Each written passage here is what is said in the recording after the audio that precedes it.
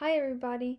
The banned book that I chose is The Things They Carried by Tim O'Brien, and this particular book stuck out to me because of the cover, even though you're not supposed to judge a book by its cover. When I searched up the synopsis and the themes of the book, I knew I wanted to read it. I normally enjoy movies on war and have grown to really appreciate historical fiction books, and this book also won awards, so I was curious as to why it was banned.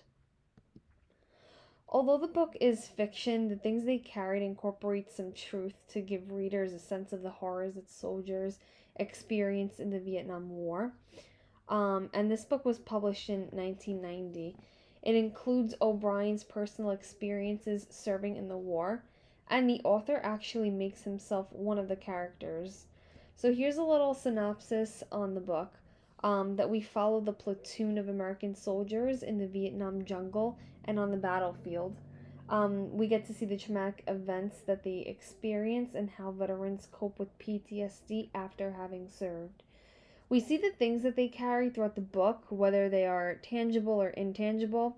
So, aside from weapons, tear gas, explosives, and grenades that they carry, characters like Lieutenant Cross carried letters and a picture of his girlfriend Martha. Lavender carries tranquilizers to calm himself. Jensen carries cleaning supplies. Kylie carries comic books, and Kiowa carries a Bible. So, even though death is inevitable in war, some deaths are still unexpected. And what a lot of these soldiers feel is guilt. They feel responsible for their comrades' deaths. So they carry this heavy burden while at war and after returning home from war. So we even see one of the characters, like Boker, commit suicide for being unable to come to terms with his actions during the war.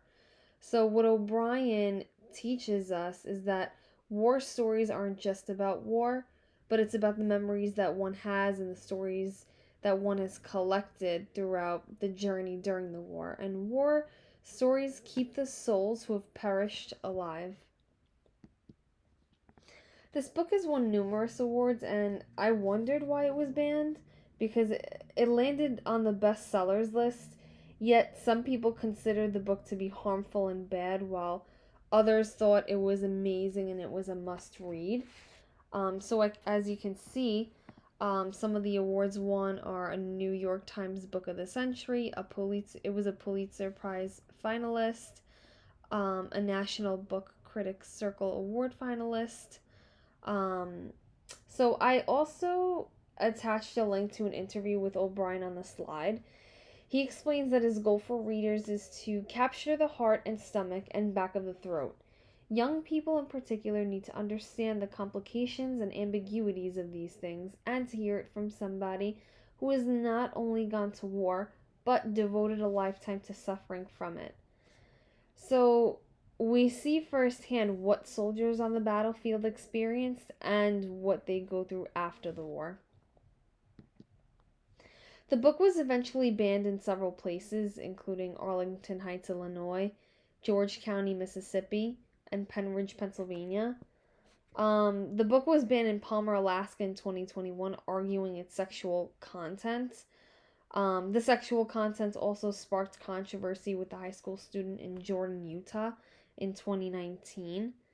The book got banned in Troop, Texas in 2016 because of its vulgar language, its complete garbage and trash, and filled with sexual content and profanity.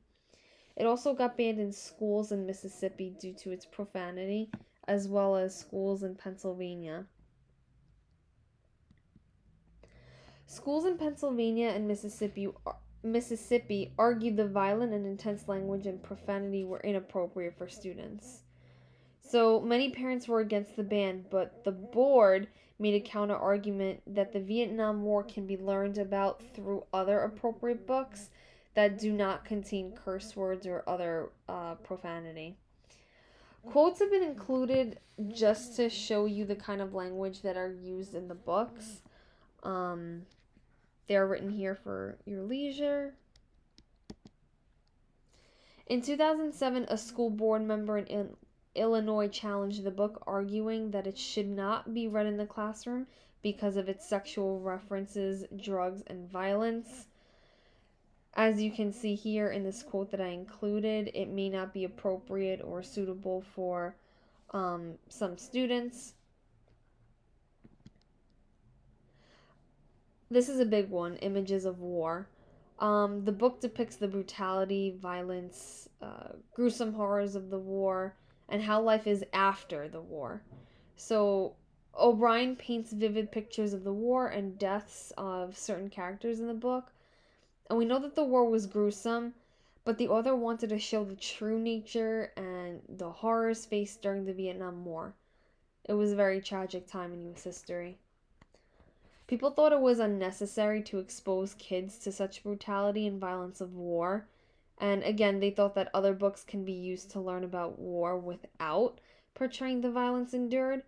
But even though crude language, sexual language, and violence are present in the book, these are the true experiences that are also present in war.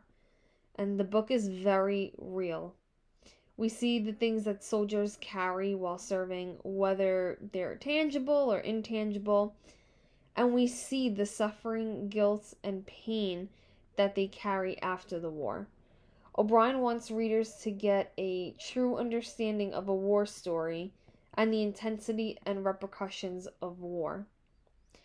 Here's one quote I would like to share with you guys from the book on the very real and violent images of war.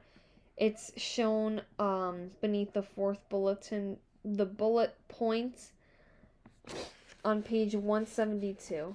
I want you to feel what I felt. I want you to know why story truth is truer sometimes than happening truth. Here is the happening truth. I was once a soldier. There were many bodies, real bodies, with real faces. But I was young then, and I was afraid to look. And now, 20 years later, I'm left with faceless responsibility and faceless grief. Here is the story truth. He was a slim, dead, almost dainty young man of about 20. He lay in the center of a red clay trail near the village of Maiki. His jaw was in his throat. His one eye was shut, and the other eye was a star-shaped hole. I killed him. What stories can do, I guess, is make things present. Now we get into the themes of the book, and there are many themes present in this book, but the most prevalent one is burden and guilt, where soldiers carry the responsibility of killing both their enemies and fellow comrades. These men didn't want to go to war, but were too ashamed not to. And we see firsthand the results of carrying an emotional baggage at all times, and how Norman Boker eventually commits suicide after the war because he feels guilty that he couldn't save Kiowa. O'Brien reflects on the time he killed a man and must live with the burden and guilt of having taken a young man's life. So they carry survivors' guilt and must learn to cope with the choices made on the battlefield. Here are two relatable picture books that I felt were appropriate for older students that they can tie in with the things they carried. So Mouse by Art Spiegelman is one of them that can be used in conjunction with my book. So Artie's father, Vladek, carries survivor's guilt after facing near-death experiences at the concentration camp during the Holocaust. And Vladek's emotions and actions begin to change relationships with the people around him, especially his son. And this directly connects to the things they carried as veterans endure PTSD and suffer the consequences of war. The second book that I chose was At War with Yourself, a comic about PTSD and military by Samuel Williams, which discusses the struggles of veterans living with guilt, fear, and memories of war and PTSD. And it educates readers on the effects of serving in war.